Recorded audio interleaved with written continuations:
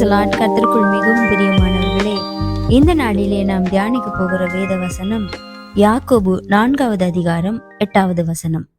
தேவனிடத்தில் சேருங்கள், அப்பொழுது அவர் உங்களிடத்தில் சேருவார்.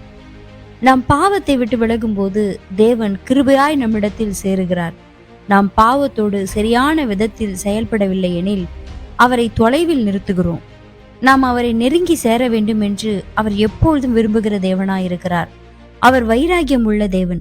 நம்மை ஒருபோதும் எவரோடும் பகிர்ந்து கொள்ள விரும்பவே மாட்டார்.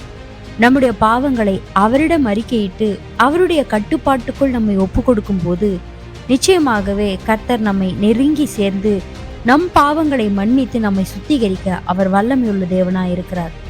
நாம் உண்மையாக மனம் திரும்பும் போது அவர் நம்மிடத்தில் நிச்சயமாய் சேருவார்.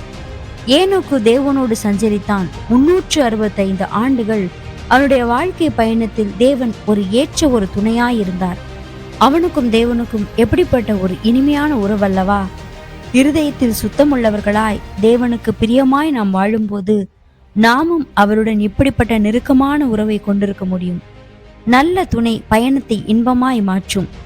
நாம் பாவத்தை வெறுக்கும் போது மாத்திரமே எப்பொழுதும் அவரோடு இணைந்து பயணிக்க முடியும். எம்மாவுஸ் என்ற 2 சீஷர்களின் மத்தியிலே இயேசு கிறிஸ்து இணைந்து அவர்களோடு நடந்து சென்றார். எத்தனை அற்புதமான அனுபவம் அது! நம்முடைய வாழ்க்கை பிரயாணத்துல கூட நம்மோடு இணைந்து பயணித்தால் எத்தனை போராட்டங்களாயிருந்தாலும் எத்தனை பிரச்சனைகளாயிருந்தாலும் எல்லாவற்றையும் மாற்றி நம்மை ஆசீர்வதிக்க அவர் வல்லமையுள்ள தேவனாயிருக்கிறார். ஆமேன்.